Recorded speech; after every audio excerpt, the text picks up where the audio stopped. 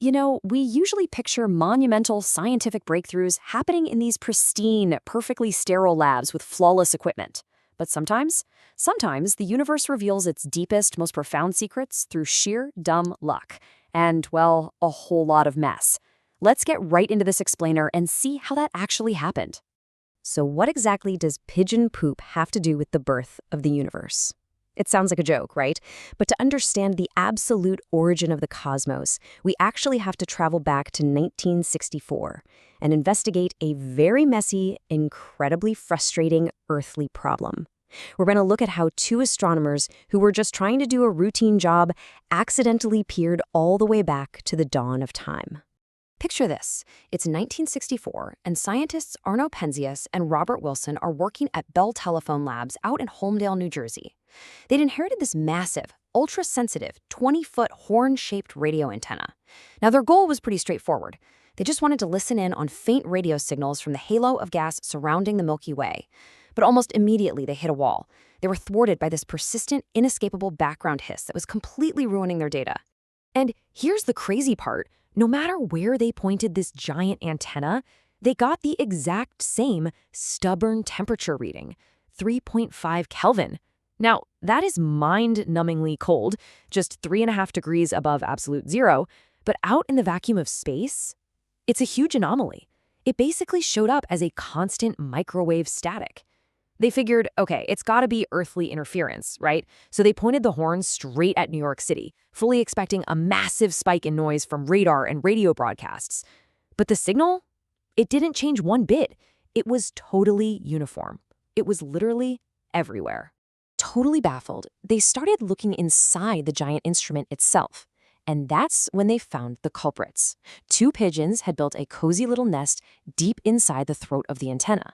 And worse, the birds had completely coated the delicate, ultra-sensitive instruments in, well, exactly what you'd expect. Arno Penzias, trying to maintain his dignified scientific composure, famously noted the bird droppings in his log as a white dielectric material. They figured, hey, scrub this mess out, and that'll finally silence the static. So they approached this like a cosmic game of elimination. First, they humanely captured the pigeons, boxed them up, and used pigeon mail to ship them off to a fancier far away. But unfortunately, because they were homing pigeons, the birds flew straight back to their multi-million-dollar high-tech nest. Eventually, when the birds just stubbornly refused to leave, the scientists had to, well, resort to a shotgun to clear the area permanently. Not exactly their proudest moment. But for the sake of science, they then climbed inside and scrubbed the entire antenna until it was completely, spotlessly clean. So if it's not the pigeons, and it's not New York City, what is it? Just picture this moment. The antenna is perfectly clean, totally pigeon-free, and pointed away from the city. They turn the machine back on, and that 3.5 Kelvin static is still there. Unchanged. Unwavering. And this brilliantly illustrates the scientific method in action. By ruling out literally every possible earthly explanation, from urban noise to bird poop, they were forced to realize they had stumbled onto something much, much bigger. They hadn't found a broken machine.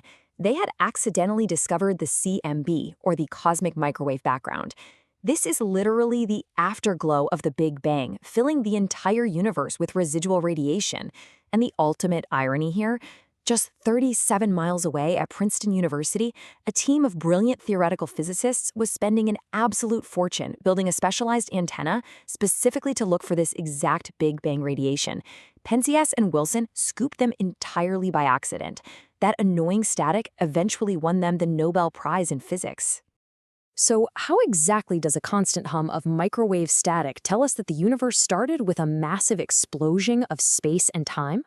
To understand why the Big Bang left an echo in the first place, we have to rewind the cosmic clock.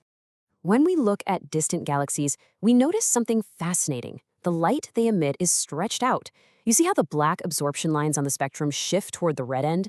That is redshift. It perfectly proves the Hubble-Lemaître law, which tells us that galaxies are actively moving outward. Space itself is stretching. And if everything is moving apart today, logic dictates that if we run the tape backward, everything in the cosmos was once packed incredibly closely together. If we rewind that expansion all the way, we reach a time shortly after the Big Bang when the universe was infinitely dense and unimaginably hot. It looked absolutely nothing like the cosmos we know. The early universe was essentially acting like a chaotic, high-energy dance floor. It was a thick, glowing plasma fog of free protons, electrons, and light particles called photons. Because it was so incredibly densely packed, a photon of light couldn't travel a fraction of an inch without instantly crashing into an electron. The entire universe was fundamentally opaque. You couldn't see a thing. This rapid progression from that dense start is pretty wild. The universe was expanding rapidly, and just like a compressed gas cooling down when it's released, the expanding universe began to drop in temperature. It took about 380,000 years of expansion for the universe to hit a critical cooling point. Now, 380,000 years might sound like an eternity to us, but in cosmic terms, compared to our 13.8 billion-year-old universe, it's a blink of an eye. It's really like looking at a prenatal ultrasound of the cosmos. At that 380,000-year mark, this miraculous event occurred, known as recombination. The universe finally cooled just enough for those frenetic electrons to slow down and bind with protons, forming the very first neutral hydrogen atoms, and suddenly the fog cleared. With the electrons locked up in atoms, the trapped photons were released to fly free across space in perfectly straight lines. That exact flash of first light has been traveling for 13 billion years. As space expanded, that light stretched and cooled into a faint microwave hum, which is the exact same CMB static Penzias and Wilson heard, and literally the same static you used to see when flipping between channels on an old analog TV. But the story doesn't end with that initial flash of light. As the universe continued to expand, it stretched those original photons all the way out of the visible light spectrum and entirely into invisible microwaves. Because there were absolutely no stars yet to create new visible light, the universe was plunged into what we call the cosmic dark ages. It became this vast, pitch-black, freezing void filled only with invisible clouds of primordial hydrogen gas and mysterious dark matter. It's truly incredible to contrast that invisible, silent, dark age of the early universe with the breathtaking, star-filled night sky we are lucky enough to look up at today. Over hundreds of millions of years during that dark era, gravity quietly and persistently went to work. It began pulling those cold hydrogen clouds together, compressing them tighter and tighter until they literally ignited into nuclear fusion. This finally ended the Dark Ages, lighting up the very first stars and forming the magnificent, swirling galaxies we see scattered across the cosmos today.